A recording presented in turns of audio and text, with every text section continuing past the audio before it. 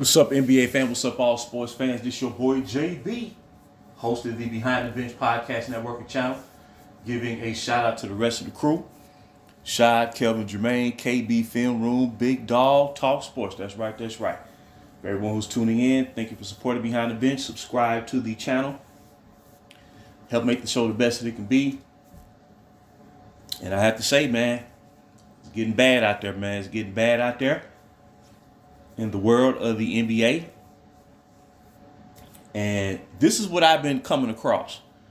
When I tune in and watch these responses by these talking heads on these sports shows, man, pertaining to the NBA and their take on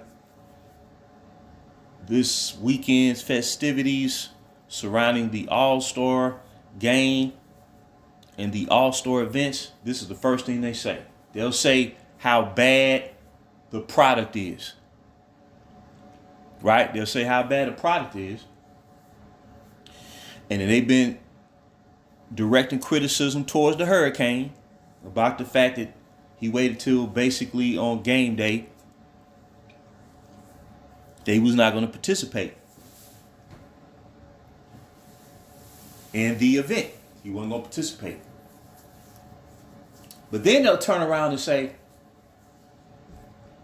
well, he's still the face of the NBA. He's still the face. He's still the driving force. He pulls in the ratings. And I'm telling you, man, somebody has to step in, man, that's unbiased. And they are going to have to deliver. They're going to have to deliver, man, to stem the tide, to get this league back in good standing, man. Now you have some cats out there that say, "Oh man, the NBA raking in the dollars, man. They got these endorsement deals and corporate sponsors and all that, man." But what I never see a comment about the game, about the state of the game. You see what I'm saying? Because that's what all this is about. This is where the money was made. The game did all the talking. And what I'm trying to say is, man, it's like they're trying to circumvent and shift focus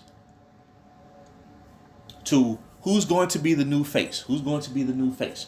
Will it be Wembanyama? Will it be Ja Morant? Will it be Anthony Edwards or whatnot? But historically, man, I'm telling you, whoever was seen as the leading figure of the NBA, the main criteria was winning, man. It was winning. And you would think in the era of player empowerment with these stars joining forces over the past decade plus, you would think they would be winning more championships than they have. So, as the old adage goes, or what they want to deem as old, but it stands the test of time. I should say the adage that stands the test of time. Be true to the game, and the game will be true to you. That's what it comes down to, man. And what I'm trying to say is, they're going to try to continue to, the way they come across is, basically what they're saying is, they'll criticize him.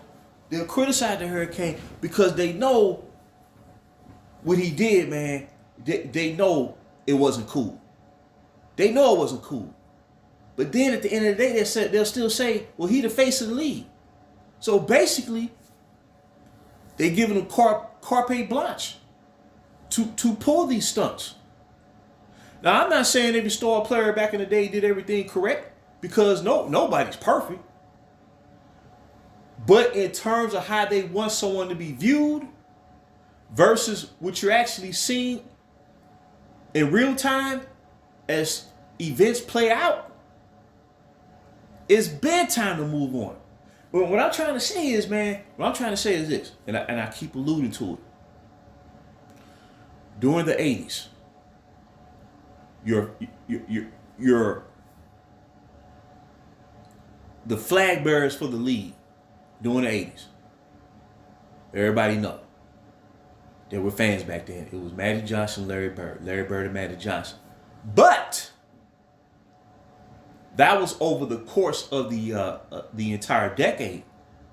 But they still promoted the Dr. J's because quiet as it's kept, me personally, looking back at the entire history of the league, I believe Dr. J was the greatest ambassador this league has ever seen. Considering the fact that Dr. J started his career in the ABA, and then when the ABA folded, and then essentially merged with the NBA in 1976, and the NBA, at that time had its own struggles too. It was the greatest league per se, but everything goes through ebbs and flows. But during that period, man, before Magic and Bird into the NBA, Dr. J, man, he was the ambassador, man. He was the, just his sophistication, man, his demeanor. He was very professional, man, and what he did, man. And for him to, carry his career from the ABA to the NBA, because remember the ABA was seen as the inferior league and that their style of play was seen as a gimmick, but ironically, the NBA incorporated a lot of ideas from the ABA, including the dunk contest. And if I'm not mistaken, the three-point shot. If I'm not mistaken, they incorporated the three-point shot from the ABA after the ABA disbanded. But what I'm trying to say is, man, everybody got their shine. Here go a perfect example of what I'm talking about. Every significant college player, top-tier college player who entered the pro ranks, man, they was promoted to the tilt, even when they had a tremendous following as college players. Because back then, on average, you had to complete at least 3 years of college before an NBA team would even consider drafting you. That's why they stayed in college. It was to the benefit of the collegiate game, the pro game, and basketball in general. You didn't hear no complaints back then about the style of play being lackluster. I guarantee it. You had everything incorporated. The power game, great center play, great guard play, fast break, dunks, mid-range. You know what I'm saying? Outlet passing, block shots. You know what I'm saying? Intensity. There was no complaints about the league. When it came to the quote unquote product on the court, then they start creating these slogans. NBA is fantastic. Why we love this game. And it carried over to the 90s, of course, when Michael Jordan and the Chicago Bulls went on a championship run. So what I'm trying to say is, they weren't trying to force feed a face of the NBA. Because even when Jordan was achieving all these tremendous feats on the court from an individual perspective, they still said Michael Jordan could not be considered the game's best player until he won the championship. It was still Magic Johnson, Larry Bird, and then when Isaiah broke through in '89 with the Detroit Pistons, they still say Michael Jordan had to win a championship. That goes for Isaiah Thomas. They said he couldn't be considered a quote unquote elite player until he won a championship, right? Or let's say Magic Johnson. He won a championship in his rookie year. Then he won a second championship 2 years later. But then he lost his next two finals. So the question was, will someone eventually take over Magic's position as the game's best point guard? You see what I'm saying? Same thing with Boston Celtics. They win the finals in '81, and they didn't get to the finals the next 2 years. So they was like, what's going on with Boston? You know what I'm saying? So there was always a challenge. So what I'm trying to say is, when the Bulls went on their first championship run, the first three-peat, they was everybody who into the pros, man. There was top-notch college, collegiate talent. Two-time All-American players. I mean, immediate promotion. I'm talking about even like a Brad Daugherty, who was number one pick of the '86 draft, selected by the Philadelphia 76ers out of North Carolina. Derek Coleman, I believe he was the number two pick of the '89 draft, if I'm not mistaken, out of Syracuse. Purvis Ellison, Never Nervous Purvis, number one pick, I believe, of the '89 draft. As a true freshman, led the Louisville Cardinals to the national title in 1986. Denny Crumb's head coach. They was promoting these guys, man, and then when they started adding the expansion teams, Ronnie Cycli, Steve Smith, Bimbo Coles, Orlando. Nick Anderson was their first official drafted player out of college. Then here comes Shaq. They promoted Shaq to the tilt. Well, let me go back to David Robinson. David Robinson, they waited on him for 2 years because he had to serve in the 2-year commitment in the Navy. He comes in, man, like gangbusters, dog. He was getting as many commercials as Michael Jordan during his rookie year. I can guarantee it, dog. And then Shaquille O'Neal, boom. Shaq Diesel, then Penny Hardaway, Grandmama Larry Johnson, Alonzo Mourning, 4 years college player at Georgetown, Grant Hill, G. Hill, C. Webb, Chris Webber. I can go on and on and on, man. Then the staple superstars, your Charles Barkley, Karl Malone, John Stockton, Scottie Pippins. Then here comes Sean Kemp and Gary Payton, KJ, Kevin Johnson, Run TMC, Chris Mullin, Mitch Richmond, Tim Hardaway. They did a brilliant job, man. Patrick Ewing, Keem Olajuwon. You knew all the stars, man, and they featured their games consistently. You know what I'm saying? So even when the Bulls, matter of fact, going into would turn out to be their third championship season of '93, Charlotte Hornets was leading the NBA in merchandise sales, man. They had the loudest arena in the league. They used to call it the Beehive. I'm telling you, man. I'm just telling. What I'm trying to say is, they weren't sitting there trying to say who's gonna be the next face of the league. It was about who was winning. But at the same time, they promoted the new stars. And I'm telling you, man, they darn near did it to perfection, man. And then here comes Allen Iverson.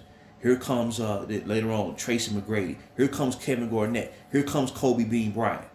And then here comes Tim Duncan.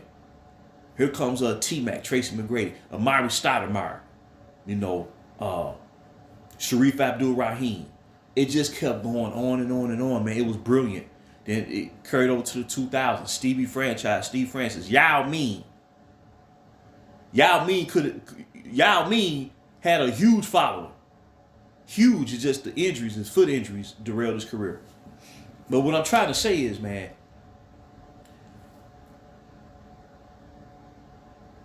the league was not perfect, but at the same time, it wasn't perfect, but you can tell they knew what they were doing, man. You can tell, you can feel it. You can hear it in the commentary.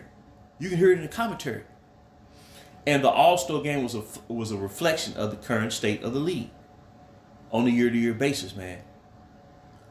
And the effort was greater, man. They was making millions of dollars in. Now they not making it, every decade, that followed the preceding decade, the athletes have been making more money. But by the '90s, they were making on average, let's say about $3 to $5 million on average. So I mean, they were getting paid, but they went out there and played hard. You see what I'm saying? So what I'm getting at is,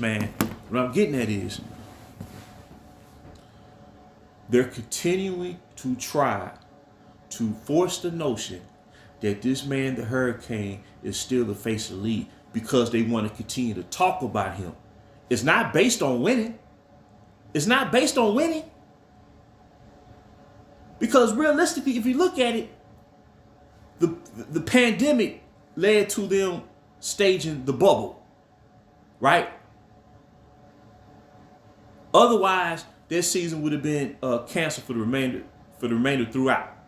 And remember, the league was shut down for about 3.5 months before that bubble started. So it was almost like the bubble, the timeline, it should not have even applied to the season that was suspended, because the regular off season is like 3 months before training camp started. You see what I'm saying? So realistically, man, if you really look at it, this is 2025. That man hasn't won a title in a conventional playoff situation since 2016. I mean, realistically, if you look at it, Steph Curry has won more championships in that time span than the Hurricane. It's just that Steph Curry debuted in the NBA in 2009. The Hurricane debuted in 2003. So he had a 6-year head start on Steph Curry. So what I'm trying to say is, man,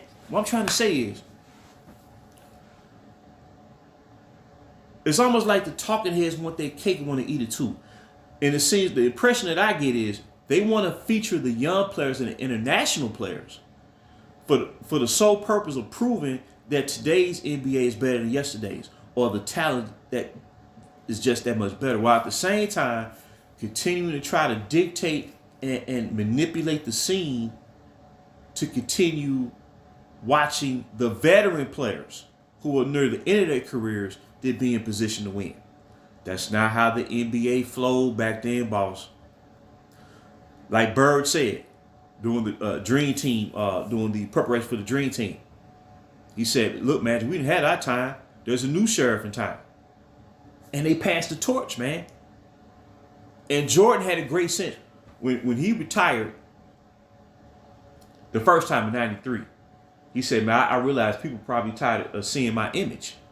I'm oversaturating the market. So when he returned back in 96, now mind you, the NBA was looking for the next Jordan. They didn't really know if he was going to return back. And then when he returned back in 95 and when he lost to Orlando, when the Bulls lost to Orlando, well, they thought Jordan had been replaced with Penny Hardaway. Penny Hardaway was positioned to be the quote unquote heir apparent. You see what I'm saying? And then Jordan had to prove that he is still the best player in the NBA before they recognized him again and such. He had to prove that. It wasn't given to him. They weren't trying to force feed, man. And as far as his popularity, it was like his game really dictated it all, man. His game, like if you took away the Air Jordan shoe line and all the endorsements that he had, the Wheaties and all that stuff, man, he would still be Michael Jordan, dog. It was just an extension. It was still an extension. And so many people were inspired that, they still buy his shoes to this day. He don't even have to do no commercials. As soon as the word is, man, they doing a re-release of Jordan, the Jordan 9 or Jordan 11, they selling off the racks. But at some point, that's going to run its course because, Jordan is long retired and, as time goes on, man, things run its course. But what I'm trying to say is, man, what I'm trying to say is this. The reason why we got this, it's like when you there are teams out there that's playing good basketball. The problem is the league is not featuring those teams enough. Oklahoma City's playing good basketball. They got a top-ranked defense and one of the top offenses in the league. They don't take a whole bunch of three-point shots throughout the course of the season. Now, there may be a game here and there where, it just kind of happens, but they play good basketball. I think Cleveland Cavaliers play good basketball. There's teams out in the teams that's really playing what you would call good basketball are the teams that have been built up over a period of like the past four years. The chemistry is there. So it's not, the play is not as, like, I don't want to use the word inconsistent, where it don't seem like it's in a line with the rest of the team on the court. You know, it don't seem like it's a combination of veterans used to playing a certain way, and then the young stars trying to establish themselves, because the team is thrown together. You see, that's been the Lakers' problem over the past 4 years. Phoenix thrown together, Philly thrown together. Now you're gonna win some games because of the NBA, but as far as being a championship contender, you can forget about it. And it showed last year in the playoffs. When a young team met up against a veteran team, the young teams convincingly beat those veteran teams, those win-now teams. And that's what they don't want to talk about, man. That's really what they don't want to discuss. They want to talk about all this other stuff. But what I'm trying to say is, man, they continue to try to say this guy's the face of the league because they want to continue to talk about him, because they want to continue this GOAT debate, man. And there is no GOAT debate. There's never been a GOAT debate. If it's truly warranted, like, let's say on a periodic basis, let's say if they did a conversation, I ain't talking about like every day, I'm just talking about periodically when they reflect on someone's career. If they said Kareem Abdul-Jabbar has a legitimate case to be the greatest ever, versus Michael Jordan, I can sit there and listen to that all day because he has a legitimate case. And I ain't even talking about his high school, college years. I'm talking about his NBA career. When you look at it, I can sit there and say, man, because he retired, he was, he not just the fact he was all-time leading scorer, and that was made possible because he developed the most unstoppable shot in the history of this game. And he mastered that shot before he turned pro, before he went to college. So he won 6 championships.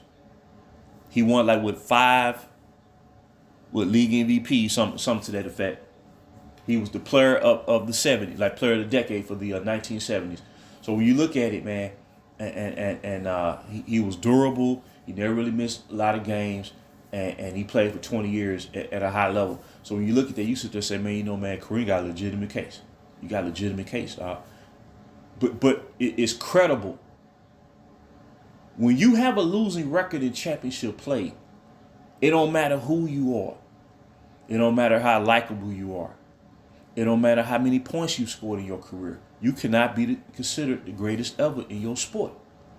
They're not going to do that in football. Man, you think you could throw for 70,000 yards. But if you got a losing record as a quarterback in the Super Bowl, you can't be the greatest. You can't be.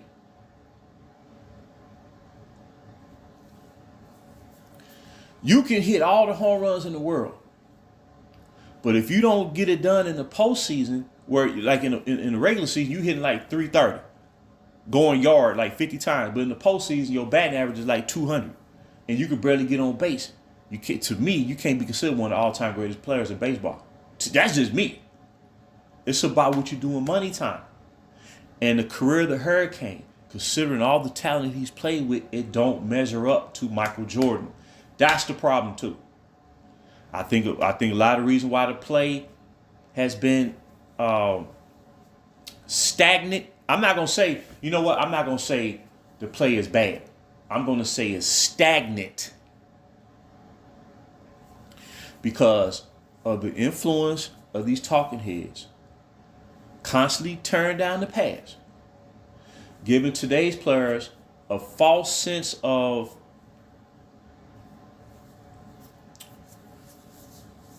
assurance that they are that much better than the players of yesterday. That's what led Anthony Edwards to make that comment about, only player I know who had skill like that was skilled back in the day was Michael Jordan. That's insane. That's insane. If he was the only player who had skill, we wouldn't even have a league. We wouldn't have a professional basketball. And if we did, they wouldn't be looking like professional basketball players out there. So what I'm saying, a lot of this is based off of narratives that have been cultivated really over the past 10 years and has brought down the league in dynamic. endorsing player empowerment that is clearly destabilized franchises, and you losing more than you winning. Young talent becomes disregarded. I've went over this time and time again. So what's happening to me, what's happening now, man, that the current player, a lot of these current stars who have been led to embrace that whole concept, they starting to feel a certain way. It's like, wait a minute, everybody attacking us. Like what Kevin Durant said, I think after the All-Star game, I think yesterday or whatnot, he said, well, it seems like people love to complain about the league today. Well, if that's the case, let's just cancel the All-Star game. See, so he got caught up in it. But that's what I'm saying, man. That's what I'm saying. You got to maintain a standard. You can't trash the past. And if you uphold history and say, well, it could be considered on these players' level in terms of when it comes to winning and your approach to winning as a superstar, these superstars wouldn't have made the choices to align and create super teams. They wouldn't have did it. You see what I'm saying? Now we're seeing a drawback to what originated 15 years ago. That's all it is. That's all this is, man. It ain't about the commissioner per se, but he don't know what to do.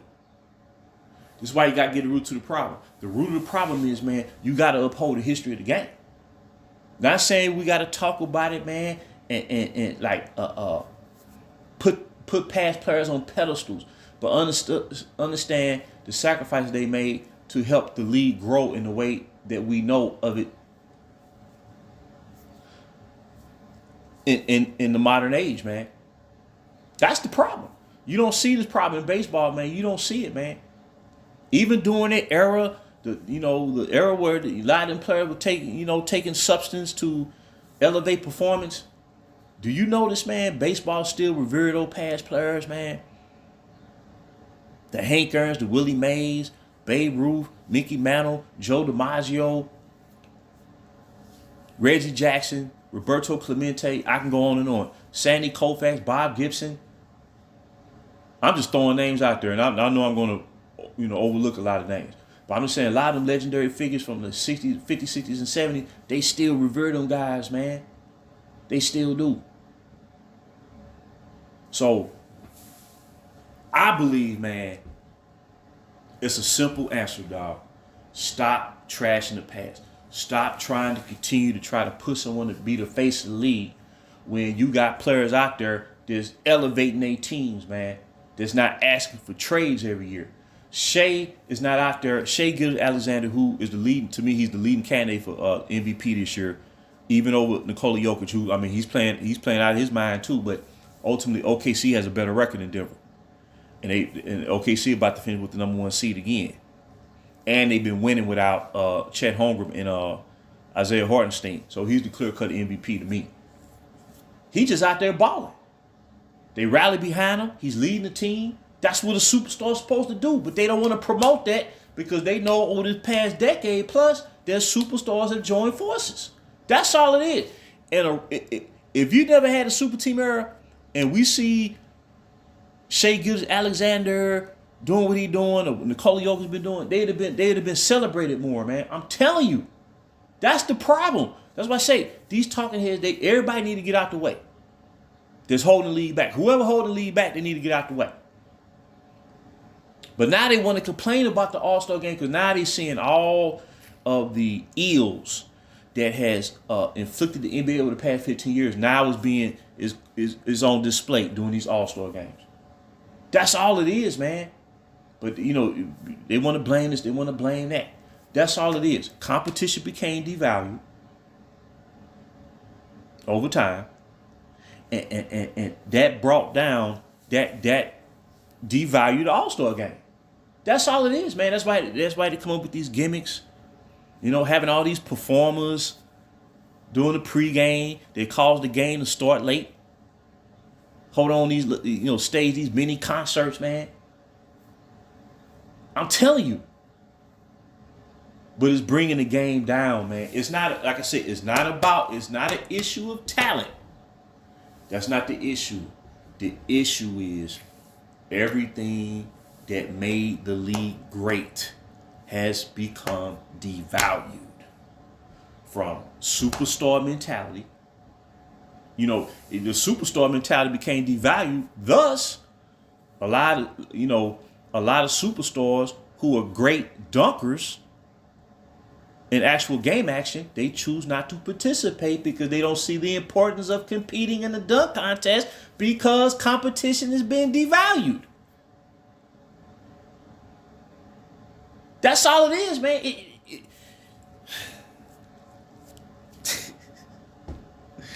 I can go on and on and on, man. Was started in the summer of 2010. Is resonating in such a profound way that now they have to talk about it now. But they looking at it like, how can I put this, man? They looking at it as if the problem just started this year. It's been taking place over the past 15 years. That's all it is, man. And truth be told, if it wasn't for these international players, dog, the Jokic's and the Giannis, even they had to start off from the bottom. We didn't know Giannis was gonna turn into what he did. We didn't know Jokic was gonna turn into what he did. Now Luka Doncic, there was talks that he could turn into what he's known for being. But at the end of the day, if it weren't for these international players, man, the NBA, who knows where it would be. So a lot of it too, the superstar mentality is something that has to be cultivated even before you enter the pro ranks. And the American basketball player, to me, has been hindered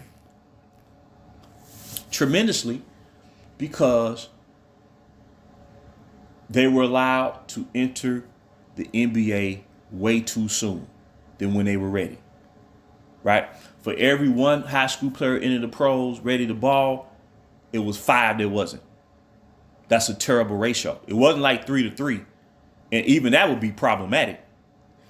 So what happens is, man, you bring a player into the league who's not ready.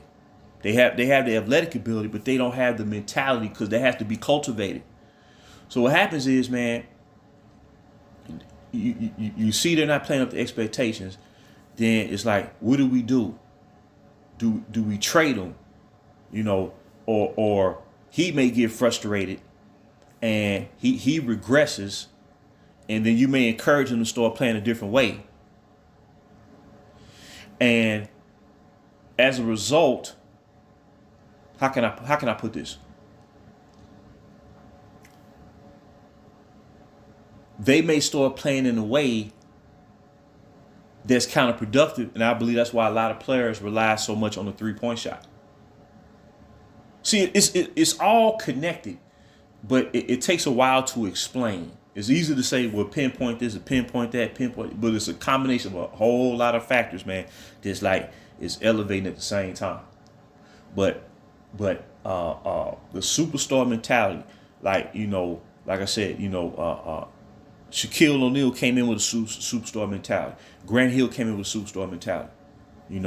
I'm just talking about guys back then that had multiple years in college, and they still had to go through the stages, before they was in a position to contend. Larry Johnson had when he first came in the league.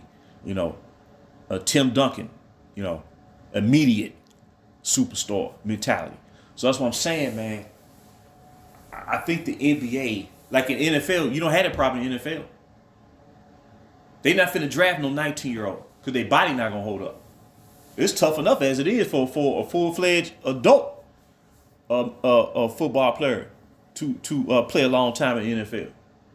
So what I'm saying is, man, a lot of this is about wanting immediate gratification.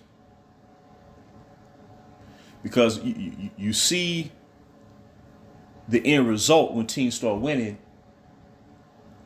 but the steps that it took to get there, it takes a period of time. You see what I'm saying? So the NBA, to me, and I'm not trying to talk bad about it, man. I just look at the root of the problem. They need to get back to basics. There's some simple steps they can make, man. Simple. It will take about a year or two of adjustment, but it'd be for the better of the league. It won't even take as long as people think.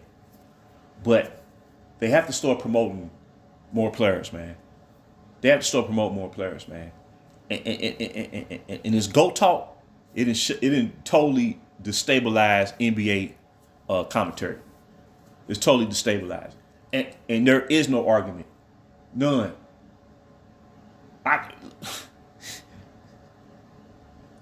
It was crazy is the guy that they're trying to replace, he's totally separated himself from the NBA landscape.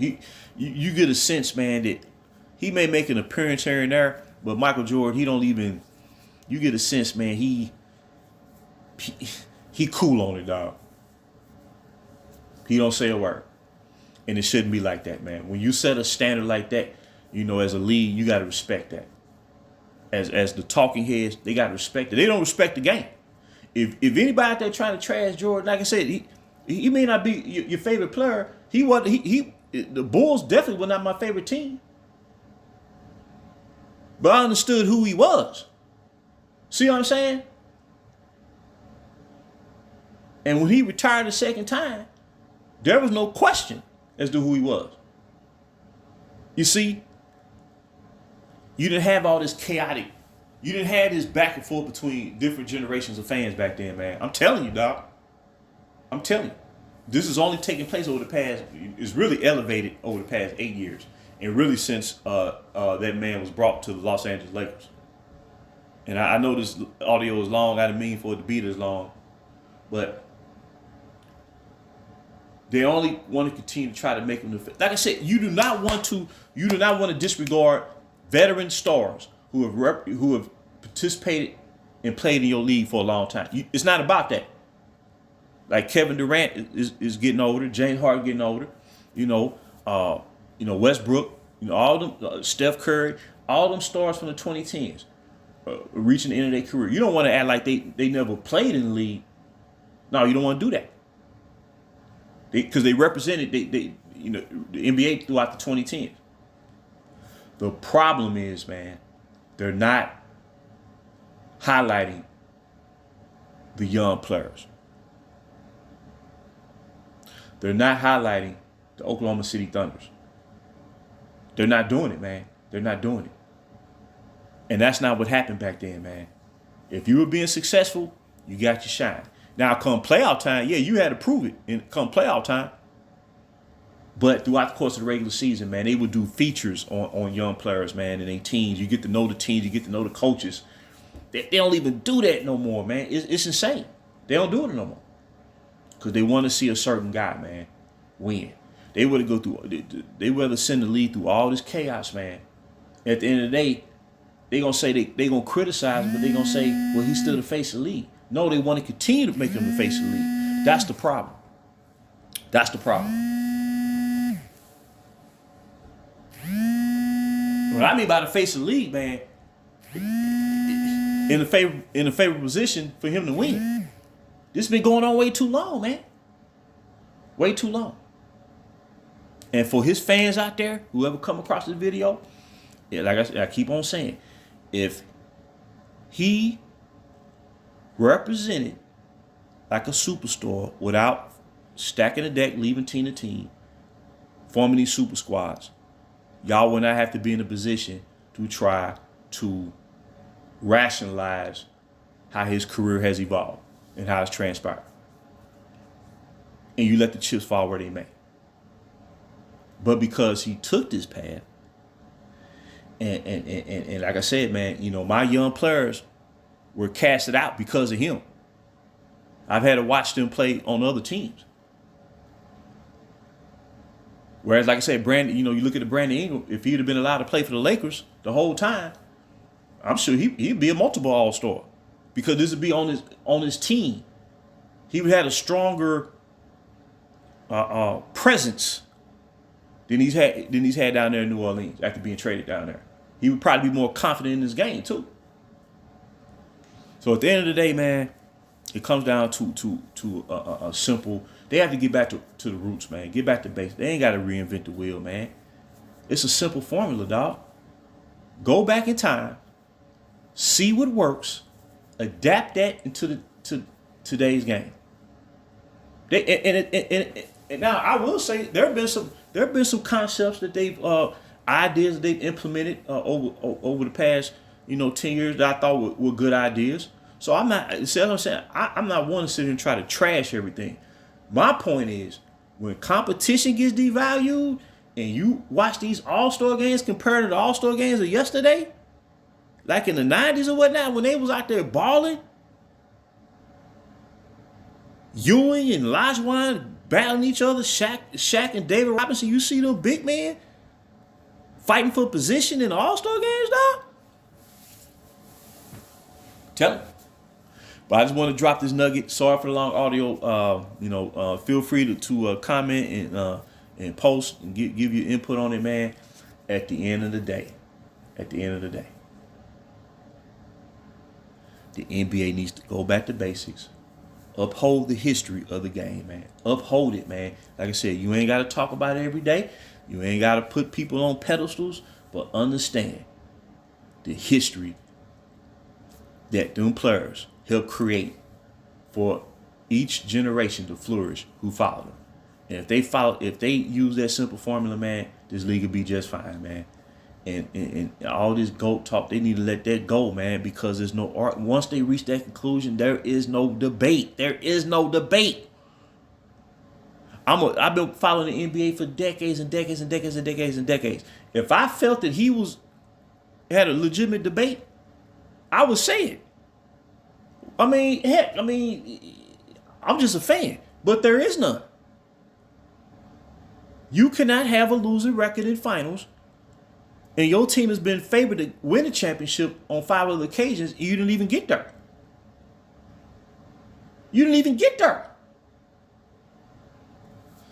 So I just want to drop that nugget. Until next time, JB for BTB. Behind the bench.